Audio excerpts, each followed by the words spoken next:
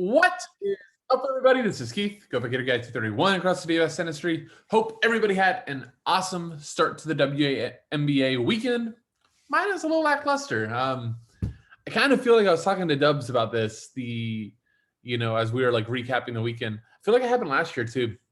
Sometimes, you don't just accept the chalk. You start thinking about what leverage you could get. You know this player could be really high owned. A lot could go wrong, and every player I made that stand on, it went the opposite way. And sometimes that's DFS. Like I think that's just you have to understand, especially if you're playing GPP concepts. If you're fading chalk, when the chalk hits, you're probably not going to do well if you faded it. So just something to keep in mind. Never try to get like too high on like I'm just crushing it because you nailed two slates, and never get too low just because you had a rough start. I think that's just, if you're playing DFS consistently, truly daily DFS play, making sure that you are even kiltered, you're evaluating your lineups, whether they resulted really well or they resulted poorly, understand the process, see if you made mistakes there, and move on. I know that's kind of like off topic, but just what came out. It's truly how I feel. And I'm excited for the slate. I actually am very excited for the process on my first two builds. I ended the weekend pretty close to even, so worse things could happen. But looking forward to, especially DraftKings, where the pricing was crazy.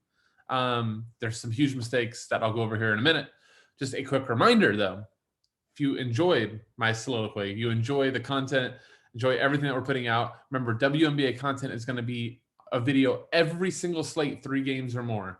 And some 2-gamers too. So please like, comment, subscribe. It really does help. All right, let's jump into the picks. Let's start on, I think I'm going to pull up on FanDuel, but I want to jump over to DraftKings because DraftKings has some just absolutely egregious pricing. And let's start off with the egregious pricing itself. The cover girl of this video, Ariel Powers.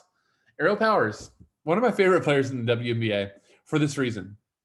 I've always, for those that have known me for a while at FSI, I've always had like a fascination with Jordan Clarkson, like in the NBA. Jordan Clarkson, I truly believe, thinks he is the greatest basketball player in the world when he's on the court, that every single possession should end with him taking a shot.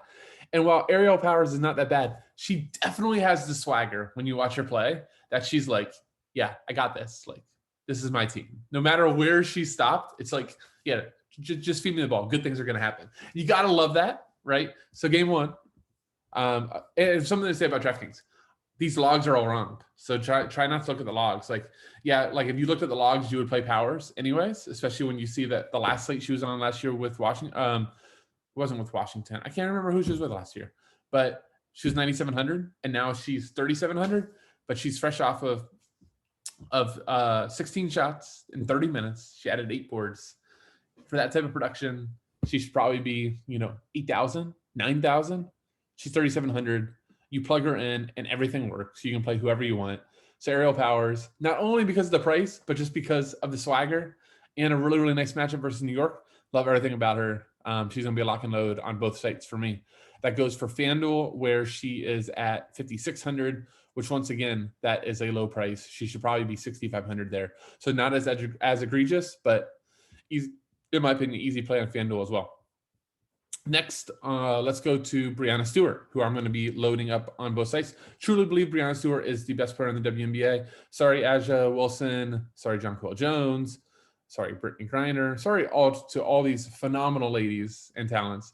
But Brianna Stewart, for my money, is the best player in the league. And anytime I'm going to get a chance to play her against a team that she absolutely torched, game one, she played 36 minutes. She got up 19 shots. She had over 40 DraftKings points. And especially on DraftKings, where because of Powers' price mistake, you can fit her easy. There's just no reason not to play Brianna Stewart. 11,000, yes, it's a lot. But again, contextually think that you're paying 3,700 for an 8,000 player, and 11,000 is a bargain. So easily going to play Brianna Stewart. Also on FanDuel, where she is at 8,600. Yes, while that is steep, I think that you can easily fit it. I'd much rather play 8,600 for Brianna Stewart versus going to 8,300 for Aja Wilson and wondering, is it going to be her or is it going to be Cambridge? I think she's still more efficiently priced than Brittany Griner and Sylvia Foles. So yes, Brianna Stewart, both sites.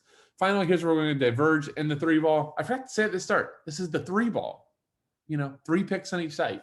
I know I'm super creative. You can thank me later. But Sylvia Foles, 8,200, probably should be 9,500, maybe 10,000. So she's going to play minutes. Now the thing with Foles, don't get frustrated as it happens. The offense is not meant to revolve around Sylvia Foles. Sylvia Foles is like the glue that holds it together. She's the Bill Russell when it comes to the links. She's just going to do a little bit of everything, and everything that she does contributes to winning. So at 8,200, she's going to play 30 minutes like she did game 1. She gets blocks, she gets steals, she gets boards, she gets putbacks, and then she's still got double-digit shots. They're still going to run some posts for her. So I love Sylvia Foles at the price on 8,200. I don't think I'm going there on Draftkings, on FanDuel at 7,700. Instead, I want to talk about Jewel Lloyd, who shout out to Dub Lewis, got me on her first slate. I was in between her and I can't remember who else, but Dubs is look, Sue Bird is just going to more and more of a facilitator role.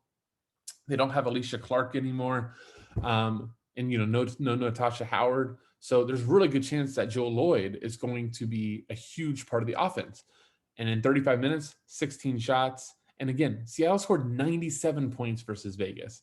I don't expect that to repeat, but if you're going to get 16 shots in 35 minutes for a former, I think Jewel Lloyd is the number 2 pick in the draft, for a top talent like Jewel Lloyd at under 6,000, I think you just plug and play it. So I love Jewel Lloyd on FanDuel.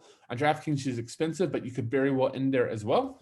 And I have zero problem with it. So again, DraftKings recap, we're going to be building around Sylvia Foles, Aerial Powers, and Brianna Stewart. On FanDuel, Jewel Lloyd, Brianna Stewart, Aerial Powers.